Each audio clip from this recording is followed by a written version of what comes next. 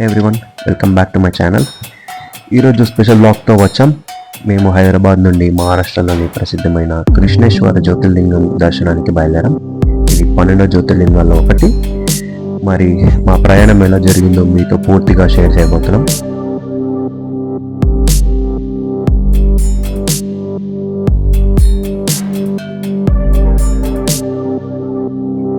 ఇదే మేము ఎక్కిన ట్రైన్. సికింద్రాబాద్ నుంచి ఛత్రపతి సంభాజీనగర్ మధ్యాహ్నం 1 o'clock ట్రైన్, దేవగిరి ఎక్స్ప్రెస్ అన్నమాట. మా ప్రయాణం అయితే చాలా కంఫర్ట్గానే జరిగింది. బట్ జనరల్లో కలిసిన మనుషులు కూడా స్లీపర్లోకి వచ్చేసారు. కొంచెం చాలా ఇబ్బంది అయింది.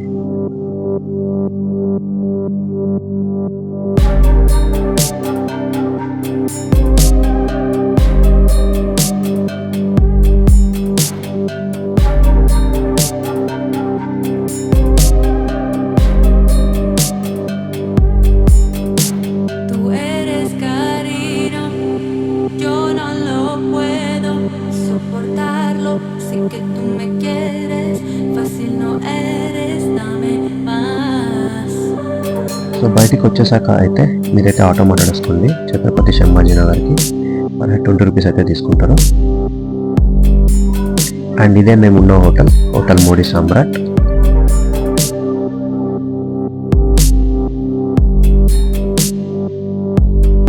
మేమున్న హోటల్ అయితే exact Chhatrapati Sambhajinagar bus stop opposite రోడ్లో ఉంటుంది.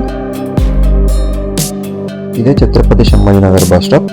ఇక్కడ నుంచి Bhishmeshwar exact 30 kilometers distance right ఉంటుంది. 45 minutes to 1 hourలో రీచ్ అయిపోతారు. మీరు ఎక్కాల్సిన బస్ ఎల్లోరా ఆర్ వేరుల్ అనే బస్ అయితే ఎక్కాలి.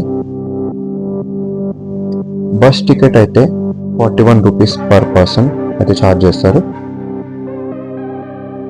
ఆ బస్ అయితే ఛత్రపతి సంభాజీనగర్ బస్ స్టాప్ నుంచి స్టార్ట్ అయిపోయింది. కృష్ణేశ్వర్కి వెళ్ళే మార్గం అయితే చాలా అందంగా ఉంటుంది. సీనరీస్ అన్ని చూస్తూ ఎంజాయ్ చేయండి.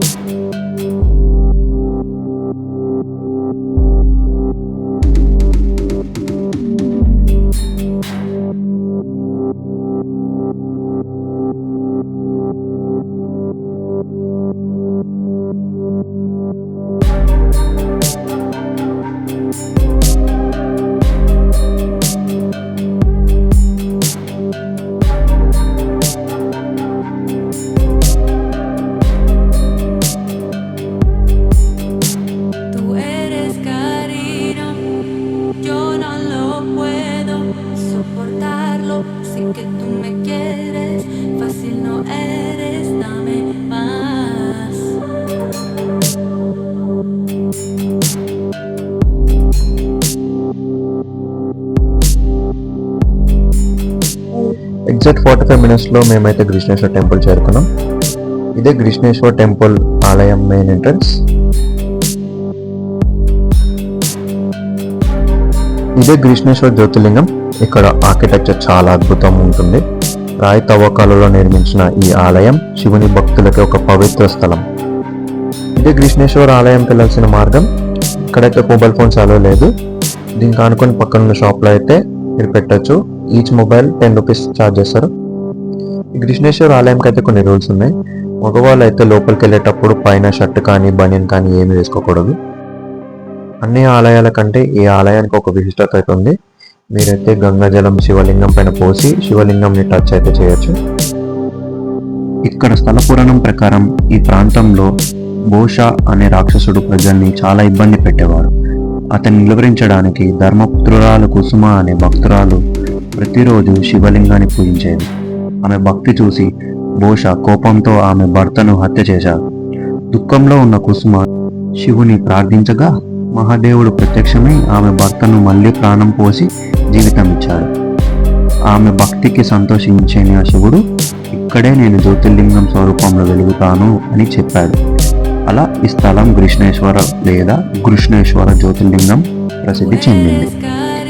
ఇది 12వ జ్యోతిర్లింగంలో చివరిది. భక్తులు ఇక్కడికి వచ్చి శాంతి, శక్తి, ఆశీర్వాదం పొందుతారని నమ్మకం. అలా మా కృష్ణేశ్వర ఆలయం యాత్ర చాలా అందంగా ముగిసింది. ఇక్కడ నుంచి ఎల్లోరా అయితే 1 కిలోమీటర్ ఉంటుంది. మీరు బస్ నుంచి కానీ ఆటో నుంచి కానీ వెళ్ళొచ్చు.